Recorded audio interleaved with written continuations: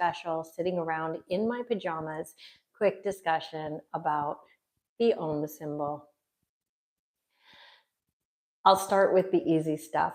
Everybody is always asking me, am I Hindu? So let's just get that out of the way. I am not Hindu. Actually, I'm Jewish. But this Om symbol that you always see in my videos was a gift from a yoga friend of mine who went to India and brought that back for me. I think that maybe it's because of this gift that I've really connected to this concept. I really think of Om more of a concept than just a word. And so here's what's so cool about this. And let's start off by saying that Om, O-M, is a very simple way of spelling this word, Om. But the fact is that a more appropriate way to spell it would be, and you've probably seen this before, A-U-M. Why? Like, what's in a spelling? Who cares if it's spelled O-M or A-U-M? So this is so interesting because Om is actually, and I'll get into like the broader symbolism, but the sound of Om actually represents all the sounds. This obviously is not an exact science in the universe. So if you were to take your mouth like all the way open, like, and you make a sound, what sound does it make? It makes the sound of ah, right? Ah. What letter is ah? That's our A.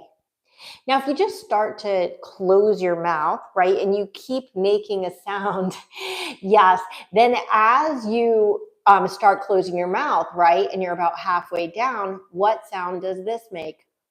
Ooh, right? So you've got ah, ooh, right? So as the mouth closes, it goes from A to what would be a U sound, right? So you could say a double O, except for that's not one letter. So we simplify it with U. Ah, ooh. Now you see how I'm going. Thank you for the visuals in the chat. So it goes ah, ooh. And then what happens if you close your mouth all the way? What sound does it make now? Right? That's how we make an M sound. So how cool is this? That the sound of Om, or I would say actually Aum, spelled A-U-M, would start with the mouth very wide open, and it would start to close until it's all the way closed. So it makes the sound of ah, ooh, ow. And so when you listen to real chanting of the sound, instead of hearing Om, Om, you hear Ow.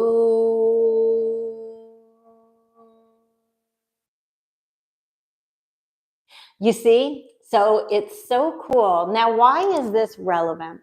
So many people, when they say, what does Om mean? People say that it's the vibration of the universe. You've probably heard that if you've been around yoga circles. Well, that's sort of true. It's like a piece of a puzzle, okay? Because Om is actually the unspoken name of God, okay? So what you could say is that when you take the unspoken name of God, right, and you apply it to the universe, what is the universe? The universe is the full creation of God. Everything that God has created, all infinity, is the universe, okay? The physical universe. So the vibration, right, would be the vibration of God's creation. Right? No rhyme intended. That was completely accidental. So if we're thinking about Om, representing everything in the universe, doesn't it make sense that it would make all of the sounds? Ah, ooh, ow. And I know I look so stupid when I do that, but that's really how you do it. Now, here's what's so cool about the actual Aum or Om symbol. I think in America, we just say Om because it's so much easier to say. And I hate to say it. I say it too, 99 times out of 100. I'll just say Om. But I understand it's sort of the lazy way of saying it. But what's so cool is that if you look at the way that Sanskrit is actually written, and if you don't know what Sanskrit is, Sanskrit is actually the language that the Yoga Sutras are written in. Think of it sort of as ancient Hindi, because that's basically what it is. And if you look at the way that it's written, if you were to write out the word Aum, you'll see that it sort of looks like a very long version of this.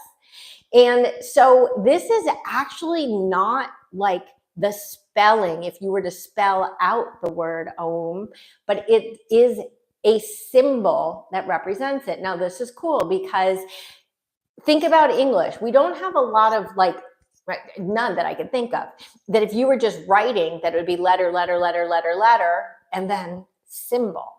And yet here we have this symbol that, again, if you were to write it out, would look like sort of like a longer version of the same. So I always like to think of this in like total layman's terms, sort of like, remember when Prince decided he wasn't Prince anymore, and he had that like weird symbol, and instead of being Prince, he was now the artist formerly known as Prince, and there was no way to actually say that symbol. So that is sort of the concept here, that the symbol is not so much a word as it is a sound. And it's not even so much a sound as it is symbolic, right? It's symbolic, honestly, of God. Now, as I said before, I am not Hindu, I'm Jewish. So people ask, well, why would you have this Sanskrit Om symbol on your wall if you're Jewish? And the reason is that A, I love the concept, but B, if you read the Yoga Sutras of Patanjali, right, which loosely speaking is the Bible, right, of yoga, that when he explains sort of the pathway, right, the Ashtanga, the 8-limb path to enlightenment, samadhi, he has these like 10 commandments, which we call the yamas and the niyamas, right? And they're not literally the 10 commandments, but I think of them as the 10 commandments of yoga because there's 10 of them. And the 10th one, and I would say the one that defines all the rest, is what's called Ishvara Pranidhana. Now, what does that mean? It means submission to a higher power. Now, what does that mean? Well, you'll notice that I did not say submission to a particular god, to Krishna, to Durga, to, put in the name of the Hindu deity, right? It literally, Ishvara is an all-encompassing term, literally, for any god that you believe in.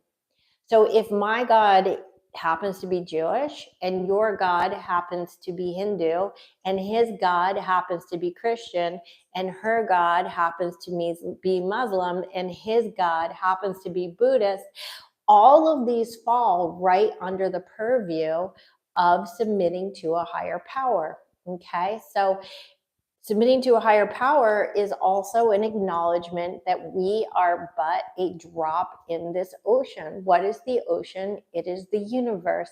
What is the sound of the universe? Why is it the sound of the universe?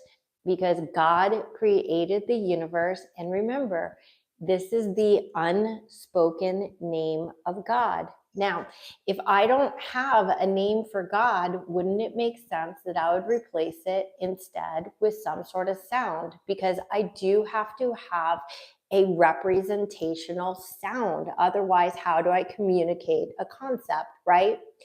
So that is basically what the Om symbol is, and how no matter what you believe in this world, as long as you believe in something bigger than yourself, chanting Aum, remember, A, U, Aum,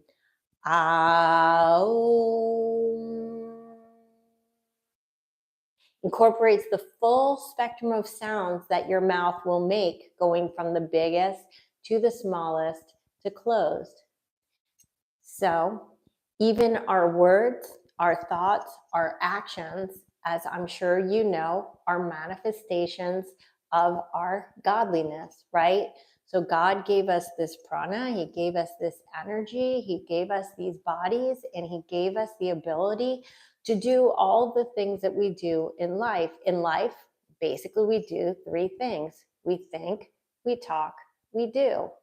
So all of these together are how we embody, right, God. Now, doesn't it make sense that God, being all things that have ever, will ever, and even don't exist, everything from the concept of nothing to infinity is God? Doesn't it make sense that there could not possibly be a single word that captures that whole concept? And so we wind up, instead of a word, again, with a symbol. Sorry. Again, if in Sanskrit you spell out the word Aum, it doesn't actually look just like this. It looks like a longer version of this. And I'll tell you something just a little bit interesting, because I believe that all religions basically share the same things, and we just give it different names. But in Judaism, the name of God, as written many times in the Torah, is also unpronounceable. We consider it unpronounceable. We never say that word. We basically substitute a word for the letters that are written when we write. We don't even write it like a Torah scribe would write it, but as a person, I wouldn't even write out these symbols, because they're considered to be so holy. When I say symbols, it's symbolic letters. But it's interesting that both Hinduism and Judaism share that same basic concept, that God is so big, that God is so great, that God is so holy, that there is no way to simply define God in a word. And so instead, in this case, we define him with a symbol, and we define him with a sound. Ah, ooh, ah, ooh.